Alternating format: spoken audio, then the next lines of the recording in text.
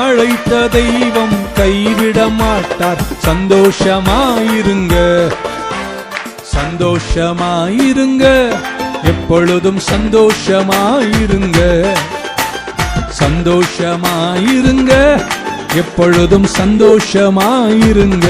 தட்டோமா கரங்களை.